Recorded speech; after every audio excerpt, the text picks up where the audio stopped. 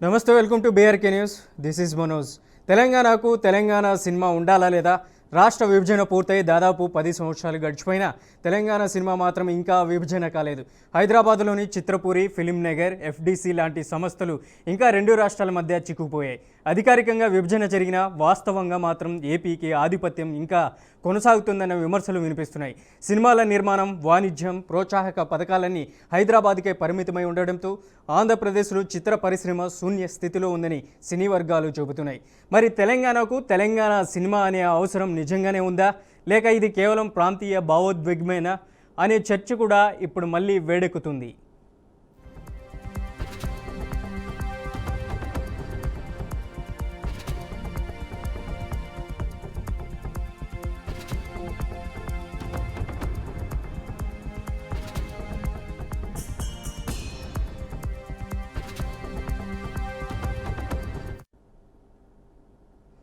రాష్ట్ర విభజన తర్వాత ప్రతి శాఖల చిత్ర పరిశ్రమ కూడా విభజనకు లోనైంది. ఎఫ్డిసి అంటే ఫిలిం డెవలప్మెంట్ కార్పొరేషన్లో 48% తెలంగాణకు, అలాగే 52% ఆంధ్రప్రదేశ్కు అన్న నిష్పత్తి ప్రకారం ఆస్తులు పంచబడ్డాయి. ఫ్లోర్లు, స్టూడియోలు, ఫర్నిచర్ ఏది తెలంగాణది, ఏది ఆంధ్రాది అని కూడా అధికారికంగా నిర్ణయాలు తీసుకున్నారు. ఒక గది ఏపీకి, మరొక గది తెలంగాణకి అనే స్థాయిలో విభజన డాక్యుమెంట్లో నమోదైంది. కానీ ఆచరణలో మాత్రం పరిస్థితి వేరేలా ఉంది. అధికారాలు ఒకరికి, వనరులు మరొకరికి ఉన్నట్లుగా మారిపోయింది. ఫర్నిచర్ తెలంగాణదే అయినా తాళం మాత్రం ఆంధ్ర వాళ్ళ దగ్గర ఉందని సినీ వర్గాల్లో విమర్శలు వినిపిస్తున్నాయి.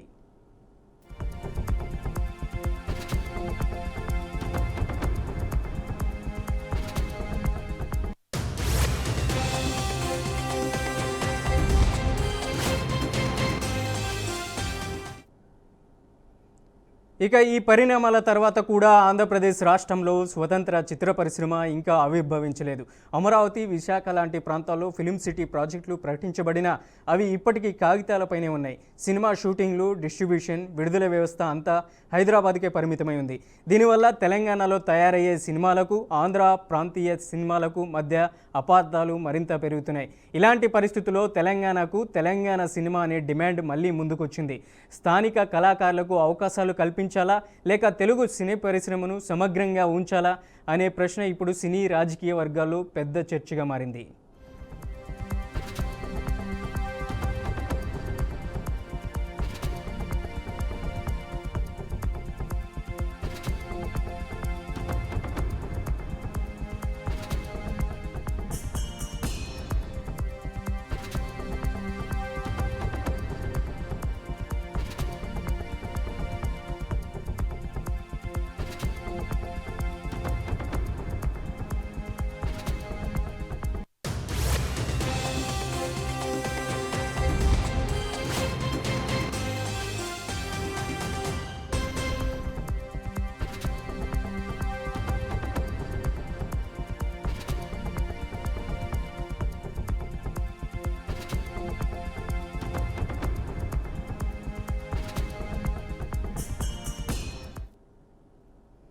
ఇక తెలంగాణ సినిమా అంశానికి సంబంధించి మనతో లైవ్లో చర్చించడానికి తెలంగాణ సినిమా పరిశోధకులు రమేష్ బాబు గారు ఉన్నారు. రమేష్ బాబు గారు నమస్తే. రమేష్ బాబు గారు, ఎలా చూడొచ్చు అంటారు? సినీ పరిశ్రమ తెలంగాణలో ఉన్నా కూడా ఏపీలో ఆధిపత్యం చెలాయిస్తుందంటూ కూడా పెద్ద పెద్ద వాళ్ళు విమర్శలు చేస్తున్నారు. అలాగే ఎటువంటి డెవలప్మెంట్ ఇక్కడ జరగలేదు, కానీ ఆప్షన్ కూడా లేదు తెలంగాణ వాళ్ళకి సినిమాకి సంబంధించినటువంటి అంశంలో అంటున్నారు. ఇది ఎంతవరకు నిజమంటారు? తెలంగాణ ఉద్యమం అంటే మన దశలో ప్రారంభమైనప్పుడు సినిమా కూడా ఉద్యమంలో ఒక భాగమైంది. తెలంగాణకు సంబంధించినటువంటి భాషను, సంస్కృతిని, సాంప్రదాయాల్ని విలన్లకు కానీ హాస్యనటులకు కానీ ఆపాదించి ఆ పాత్రల్ని క్రింది స్థాయిలో చూపడం వల్ల సినిమా రంగంపై కూడా తెలంగాణ ఉద్యమములో చాలా మంది విమర్శలు చేశారు. అది కూడా తెలుగు సినిమా తెలంగాణ సమాజం పట్ల చూపించిన వైఖరి కూడా తెలంగాణ ఉద్యమానికి ఉపకరించింది. తెలంగాణ భాష పట్ల వాళ్ళు చూపిన ఒక వివక్ష చాలా హేయమైంది. ఒక ప్రాంతం యొక్క యాక్సెంట్ని అవమానించడం సినిమాల్లోనే మొదలు. అసలు తెలంగాణ భాష మాట్లాడితే సినిమాల్లో అవకాశాలు లేనే లేవు. ఇప్పుడు తెలంగాణ వచ్చిన తర్వాత వాళ్ళకి ఒక కంపల్సరీ ఏర్పడింది. అది అది ఈ ప్రభుత్వం నుండి సానుకూలత సాధించడానికి కావచ్చు, మళ్ళీ వ్యాపార దృక్పథం కావచ్చు, తెలంగాణ భాషను అక్కడక్కడ అప్పుడప్పుడు తెలంగాణ కథల్ని సినిమాల్లో చూపిస్తున్నారు. అది అది వాళ్ళ ఉనికిని నిలుపుకోవడానికి చేస్తున్నదే తప్ప తెలంగాణ భాషను, తెలంగాణ సంస్కృతిని, తెలంగాణ సమాజాన్ని, తెలంగాణ ప్రజల్ని తెలుగు సినిమా గౌరవించినట్లుగా కాదు. మీకు ఈ మాటని ఎందుకు చెప్తున్నానంటే, మీరు నాకు తెలిసి ఇప్పుడున్న ఎన్ శంకర్ గారు సినిమాల్లోకి వెళ్ళి దర్శకుడిగా మారాలని చెన్నై వెళ్ళినప్పుడు ప్రభాకర్ రెడ్డి గారు ఏం చెప్తారంటే, ఆయన మన తెలంగాణ వాడు, బాబు ఈ భాష నీకు సరిపోదు, ముందు నీ భాష మార్చుకోవాలని చెప్పి. అంటే తెలంగాణ భాష పట్ల సినిమా రంగంలో ఎటువంటి భావన ఉన్నదో తెలుస్తున్నది. ఈ పరిస్థితుల్లో ఇట్లా వాళ్ళ వాళ్ళ మెదళ్లలో తెలంగాణ భాష, తెలంగాణ వాళ్ళు, తెలంగాణ కథలు, తెలంగాణ సంస్కృతి అన్నవి తక్కువ స్థాయి అని ఆలోచన ఉన్నంత కాలం కూడా వాళ్ళు ఈ తెలంగాణ వాళ్ళ పట్ల అవమానమే పరుస్తూ వచ్చారు. మీకు ఒక ఉదాహరణ చెప్తా. 1969లో మొదటి దశ తెలంగాణ ఉద్యమం మొదలైనప్పుడు అప్పటికి ముఖ్యమంత్రి కాసు బ్రహ్మానంద రెడ్డి గారు, ఆనాటికే గొప్ప దర్శకుడుగా పేరు పొందినటువంటి దాదాపాల్కే అవార్డు గ్రహీత, పద్మభూషణ్ గ్రహీత అయినటువంటి బిఎన్ రెడ్డి, చాలా బెంగాలీలకు ఆదర్శమైన మన తెలుగు దర్శకుడు బిఎన్ రెడ్డి గారు 69లో సాక్షాత్తు తెలంగాణను వ్యతిరేకించి తెలంగాణలో 320 మందికి పైగా మరణాలకు కారణమైన కాసు బ్రహ్మానంద రెడ్డితే క్లాప్ కొట్టించి తెలంగాణ వ్యతిరేక చిత్రం ఒకటి తీశాడు. అది చాలా మందికి తెలియదు. ఆ సినిమా పేరు బంగారు పంజరం. ఆ సినిమాల్లో ఒక పాలమూరు అమ్మాయి, ఒక ఆంధ్ర ఇంజనీరు, పాలమూరుకు సంబంధించిన ఒక యాదవ సామాజిక వర్గానికి చెందిన అమ్మాయిని ఒక ఇంజనీర్ ప్రేమిస్తాడు, ఆంధ్ర ఇంజనీర్. ఆయన పెళ్లి చేసుకుని ఆమె భాషను, ఆమె సంస్కృతిని, మన బతుకమ్మను, మన బోనాన్ని అన్నిటి కూడా అవమానం చేస్తారు. ఆ సినిమా అట్టర్లీ ఫెయిల్ అయింది. ఆ సినిమా ఫెయిల్ అయిన తర్వాత చాలా గొప్ప గొప్ప దేవత, మల్లీశ్వరి, బంగారు పాప నేషనల్ అవార్డు వచ్చింది సినిమాకి. అటువంటి సినిమాలు తీసేటువంటి వాహిని సంస్థ మూతపడిపోయింది. తెలంగాణను ముట్టుకుంటే బిఎన్ రెడ్డి గారి వాహిని సంస్థనే మూతపడిపోయింది. ఇటువంటి ఫెయిల్యూర్ సినిమా తీశానని, ప్రజలు వ్యతిరేకించిన సినిమా తీశానని ఆ బాధతోనే బిఎన్ రెడ్డి గారు చనిపోయారు. ఇది తెలంగాణ సినిమా తెలంగాణ ప్రజల పట్ల ఉన్నది. తెలంగాణ సినిమాను ఏర్పరచుకోవాలని, తెలంగాణ సినిమాను మనం రూపొందించుకుని కొత్త రాష్ట్రంలో మనం దీనిని ఒక రూపకల్పన చేసుకోవాలని చాలా ప్రామిసులు వచ్చాయి.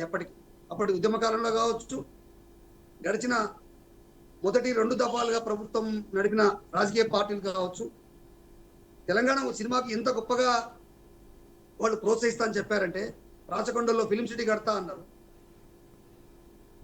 రామోజీ ఫిలిం సిటీని 10,000 నాగళ్లతో దున్నిస్తామన్నారు. తెలంగాణకు ఒక పాలసీ తెస్తామన్నారు.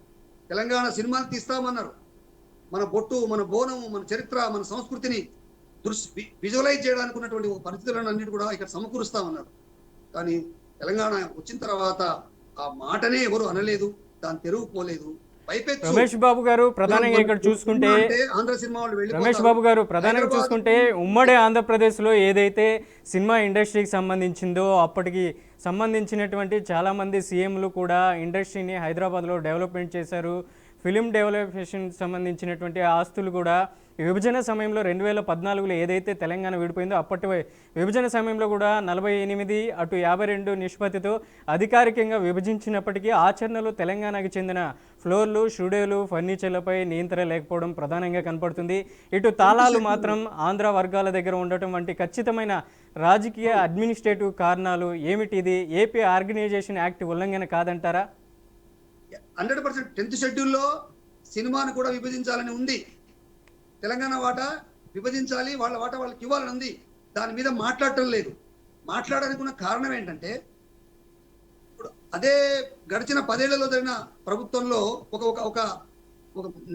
నేనే సాక్ష్యం. నేను ఒక దర్శకుడు వెళ్ళి కేటీఆర్ని అడిగాం. మేము ఏం సార్ సినిమాను తెలంగాణ సినిమా అనుకున్నాం, మనం విభజించుకొని తెలంగాణ సినిమాను ప్రోత్సహించుకోకపోతే ఎట్లా అంటే, ఏం తెలంగాణ సినిమా ఏముంది, మనకు తెలుగు సినిమా ఇక్కడ వాళ్ళు మనకు ఈ ఈ గ్లామర్ అన్నది హైదరాబాద్కు ఒక ప్రత్యేకతను సంతరించుకొస్తుంది. వాళ్ళను మనం బయటికి పెట్టలేము, వెళ్ళవనలేము. పైగా తెలంగాణ సినిమా ఏముంది, ఒక మార్వాడి సమాజం కట్టే ట్యాక్స్ అంతా కాదు తెలంగాణ సినిమా వ్యాపారం. మనం తెలంగాణ సినిమా ఏడుందని చెప్పారు. ఉద్యమం అంతా ముగిసిపోయి సినిమా వచ్చింది, కొత్త రాష్ట్రం వచ్చిన తర్వాత ఎవరితో చెప్పుకుంటాం? మైనార్టీ స్పేస్ లో తెలంగాణ సినిమాను ఆకాంక్షించే వాళ్ళు ఉన్నారు. మేము చాలా చోట్ల చాలా వేదికల మీద మాట్లాడాము, కొన్ని వందల వ్యాసాలు రాసాము. తెలంగాణ సినిమాకి అన్నది ఒక ప్రభుత్వం. తెలంగాణ సినిమాలో తెలంగాణలో ఎవరు నిర్మాతలు ఇంత ధైర్యంగా వచ్చి సినిమాలు తీసే పరిస్థితిలో లేరు. ఉన్నా కూడా వాళ్ళు కమర్షియల్ నిర్మాతలు, కమర్షియల్ దర్శకులు. పైపెచ్చు వాళ్ళు ఆంధ్ర నిర్మాతలు, దర్శకులతో అంటగాకుతున్నవాడు. తెలంగాణ సినిమాను, తెలంగాణ పట్ల, భాష పట్ల, సంస్కృతి పట్ల, సాహిత్యం పట్ల, కల్చర్ పట్ల ఎవరికైనా అభిమానం ఉంటే తెలంగాణ ప్రభుత్వమే ఎఫ్డిసి ద్వారా ఏటా ఒక 20 కోట్ల ఒక నిధిని పెట్టి ఒక 10 మంది సినిమా దర్శకుల్ని, తెలంగాణ వాళ్ళ నిర్మాతల్ని ముందర కూర్చోబెట్టి వాడు తెచ్చిన కథల్ని ఎంపిక చేసి తెలంగాణ భాషను, తెలంగాణ సమాజాన్ని ప్రతిబింబించే సినిమాలు తీయడానికి దోహదం చేసి మినిమం గ్యారంటీతో ఆ సినిమాలు తీస్తే కనీసం ఒక 5-6 ఏళ్ళైనా ఆ ప్రయత్నం జరిగితే తెలంగాణ సినిమా ఎస్టాబ్లిష్ అవుతుంది.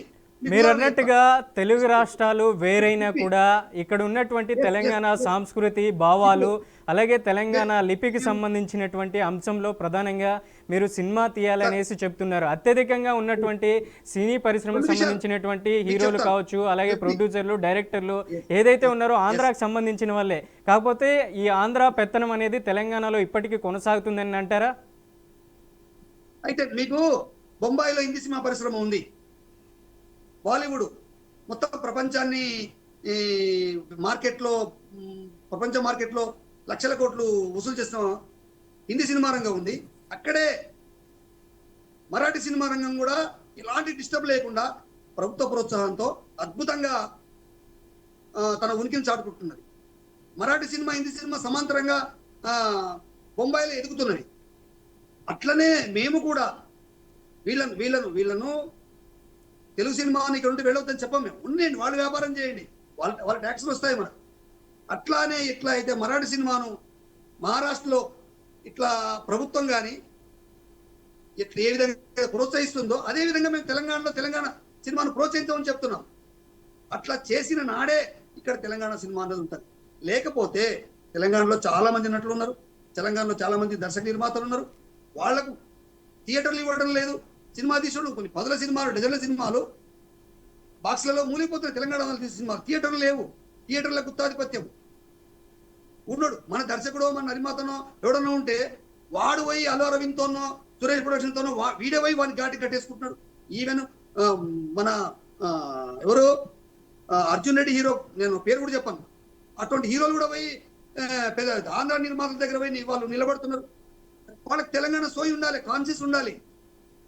ఈ ప్రజలు ఇచ్చిన తెలంగాణలో మిమ్మల్ని కూడా గొప్పగా అభిమానిస్తున్నాం కదా మేము. ఆ సోయి లేనప్పుడు తెలంగాణ వాళ్ళకి ఆ సోయి ఉండాలి. మనం ఒకంత తెలంగాణ స్పృహతో పనిచేయగలిగితే దర్శక నిర్మాతలు, నటీనటులు మన సినిమాను నిర్మించుకోగలం, ఖచ్చితంగా చేయగలము. మరాఠీ సినిమా లాగా మరాఠీలో సైరత్ సినిమా వచ్చి జాతీయ అవార్డు వచ్చింది. అట్లాంటి అవార్డు తీయగల కథలు ఇక్కడ తెలంగాణలో చాలా ఉన్నాయి. తెలంగాణ జీవితాన్ని ప్రతిబింబించగలిగిన కథా రచయితలు, దర్శకులు చాలా మంది ఉన్నారు. మీరు చూడండి, మీరు ఎన్ని సినిమాలు వచ్చాయి తెలంగాణలో. ఎంతమందిగా మంచి మంచి పాటలు రాసే రచయితలు లేరు. వాళ్ళందరూ తెలంగాణ సినిమా పనిచేస్తే వాళ్ళకు కూడా జాతీయ స్థాయిలో అవార్డులు రావా?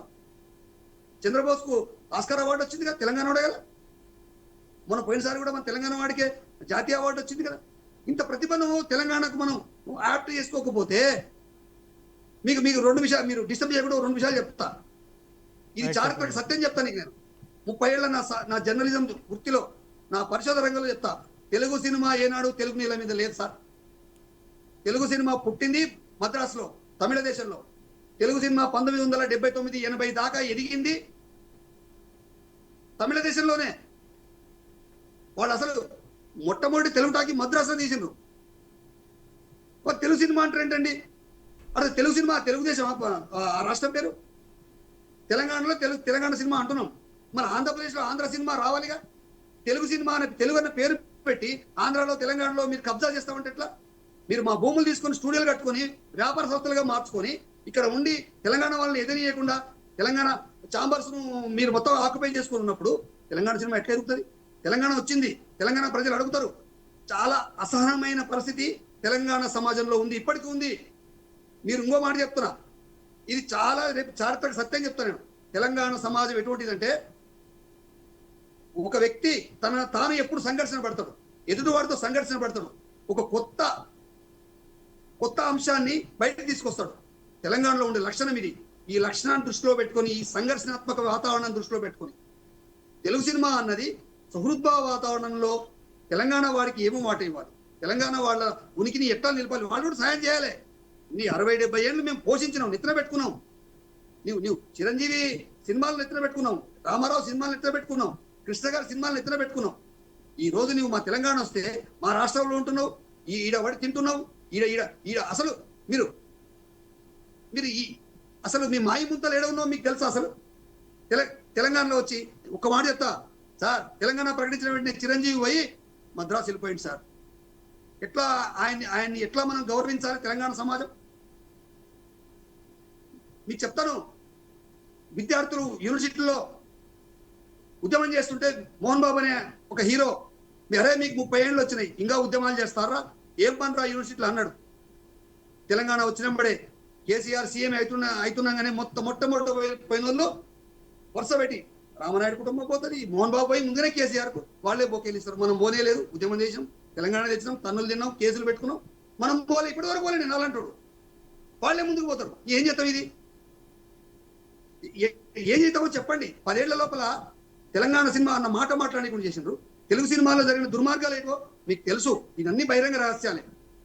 రైట్ రమేష్ బాబు గారు, ప్రధానంగా చూసుకుంటే సినిమా ఇండస్ట్రీ మొత్తం హైదరాబాద్లోనే విస్తరించబడింది.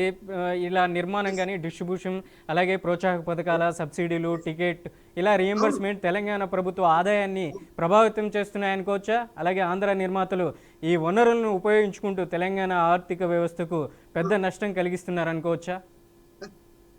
ఇప్పుడు ఉమ్మడి ఆంధ్రప్రదేశ్లో ఎవరెవరికైతే స్టూడియోల కోసం, తర్వాత రికార్డింగ్ స్టూడియోల కోసం వేటికైతే స్థలాలు ఇచ్చారో వాటికి ఇచ్చిన నామ్స్ అన్ని కూడా తెలంగాణ రాష్ట్రంలో కూడా వర్తిస్తాయి. ఇప్పుడు రాఘవేంద్రరావుకు ఇస్తే కమర్షియల్ కట్టుకున్నాడు, చాలా స్టూడియోల్లో కమర్షియల్ గా మారిపోయినాయి. పద్మాలయ స్టూడియో సగం వేరే వాళ్ళకి అమ్మేసుకున్నారు. వీళ్ళు లీజుకు తీసుకున్న తెలంగాణ స్థలాల్ని ఏంటిది? ఇది వీళ్ళు ఇక్కడ మూలాలు పాతకపోయినరు. సరే మీరు వచ్చిండ్రు ఉండండి, బతకనికే మీరు బతకనికే వచ్చిండ్రు ఉండండి. ఎందుకంటే 2 విషయాలు చెప్తా, మళ్ళీ చెప్తాను. 1953లో ఆంధ్ర రాష్ట్రం కర్నూలు రాజధానిగా ఏర్పడినప్పుడు ఆ రోజు కూడా వాళ్ళు మాట్లాడారు, మనం మద్రాసు మనదే, మనమే కట్టినాం, మనమే కావాలంట.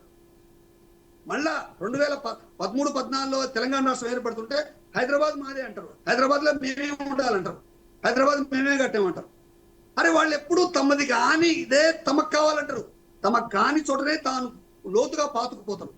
అరే బాబు, జగన్ పిలిచాడు ఆయన పరిపాలనా కాలంలో, మీకు విశాఖపట్నంలో స్టూడియోలు ఇస్తా, ఇంటి స్థలాలు ఇస్తా, మీకు ఏం కావాలన్నా ఇస్తా, తెలుగు సినిమాని ఇక్కడ తరలించండి అని చెప్పాడు.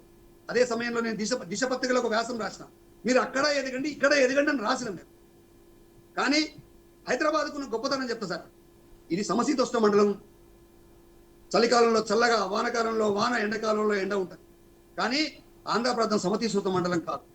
వాళ్ళకి ఇప్పుడు చూడు, పక్కుతూ వరదలు గిరిదలు, వాళ్ళకి 1000 ఏళ్ళుగా రాజధాని లేదు సార్. 1000 ఏళ్ళుగా వాళ్ళ చరిత్రలో, ఆంధ్ర చరిత్రలో 1000 ఏళ్ళుగా వాళ్ళకి రాజధాని లేదు. ఇప్పుడు రాజధాని కట్టుకోనికే మరదలాడుతున్నారు వాళ్ళు. ఆ రాజధాని పంచాయతీ నడుస్తుంది వాళ్ళకి. ఇంకా ఆ రాజధాని లేని చోట వీళ్ళు ఎందుకు పోతారు సార్? సినిమా వాళ్ళు మొత్తం నీళ్ళు మునిగే చోట వీళ్ళు ఎందుకు పోతారు సార్? పోరు. అది గుర్తుపట్టి ఇక్కడనే పాతుకుపోయారు. అయినా పాతుకుపోండి, ఉండండి. తెలంగాణ వాళ్ళ పరిస్థితి ఏంటి? మీరు ఈ గుత్తాధిపత్యం ఎందుకు ఉంటుంది?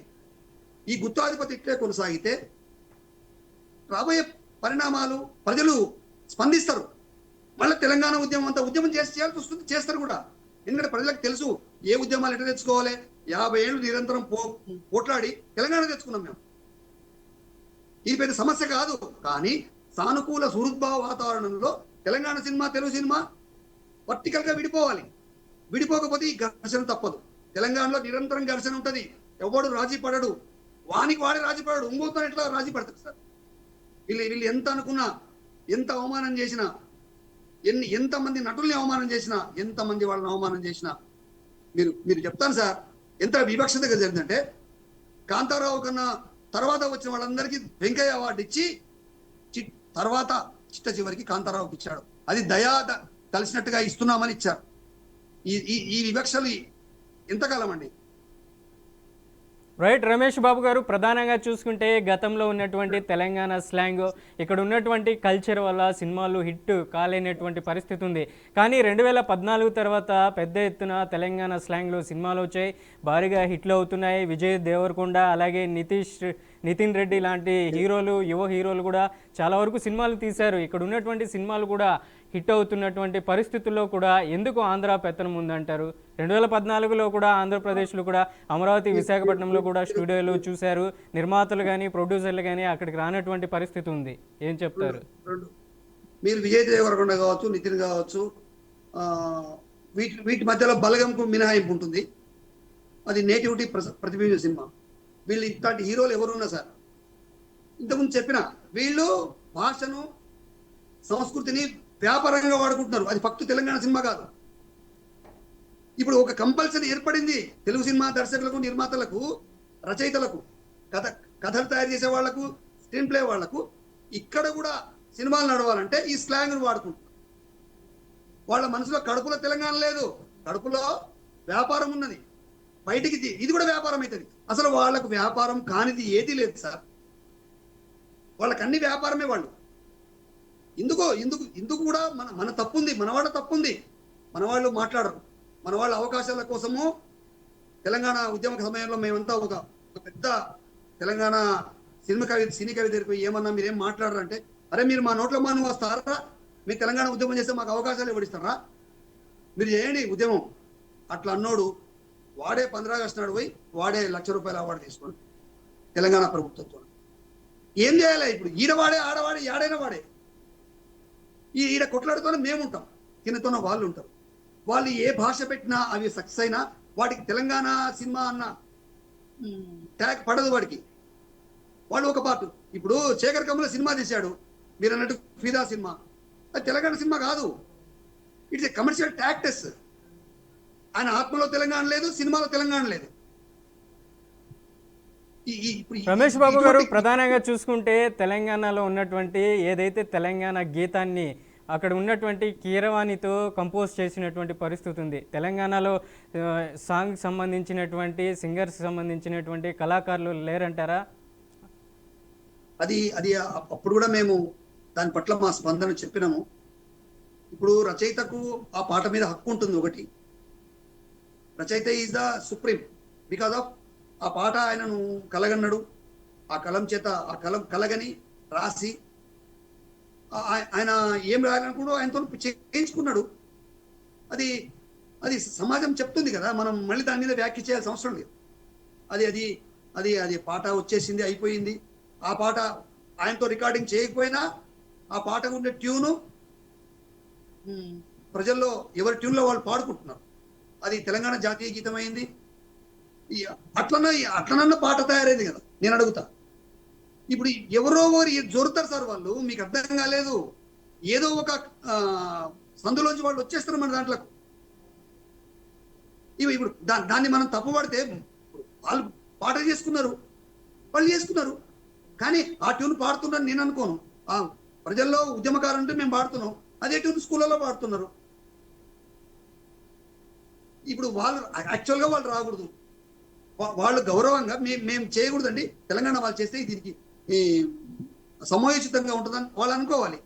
వాళ్ళు పైసల కోసం వాళ్ళు ఏడికన్నా వస్తారు సార్, వాళ్ళకి పైసలు కావాలి కదా. ఆల్రెడీ తప్పు పడతాం మనం. రైట్ రమేష్ బాబు గారు, మీరు చెప్పిన దాంట్లో చాలా వరకు అర్థం ఉంది, అర్థం చేసుకోగలిగినటువంటి ప్రేక్షకులు కూడా ఉన్నారు. మీరు విశ్లేషణ కూడా బాగా ఈ సినిమాకి సంబంధించినటువంటి దానిపైన విశ్లేషణ అందించారు. సమయం తక్కువ ఉంది, నెక్స్ట్ టైం మాట్లాడుకుందాం. రైట్ రమేష్ బాబు గారు, ధన్యవాదాలు. Very much. రైట్, తెలంగాణకు సంబంధించినటువంటి సినిమాలు ఇక ఆంధ్ర పెత్తనం కొనసాగుతుందంటూ కూడా పెద్ద ఎత్తున విమర్శలు వస్తున్నాయి. ఆంధ్ర వాళ్ళే ఇక్కడ పాలిస్తున్నారు. సినిమా ఇండస్ట్రీలు తెలంగాణలో హైదరాబాద్లో ఉన్నా కూడా ఆంధ్రాకు సంబంధించినటువంటి సినీ నిర్మాతలు డైరెక్ట్లీ పెత్తనం చెలాయిస్తున్నారంటూ కూడా సినీ వర్గాలు అలాగే విశ్లేషణకు సంబంధించినటువంటి అనలిస్టులు కూడా చెప్తున్నటువంటి పరిస్థితి ఉంది. ఇది ఇవాల్టి బీఆర్కే ఇన్ డెప్త్. మరో ఇన్ డెప్త్లో మళ్ళీ కలుద్దాం. చూస్తూనే ఉండండి బీఆర్కే న్యూస్, తెలుగుడి సత్తా.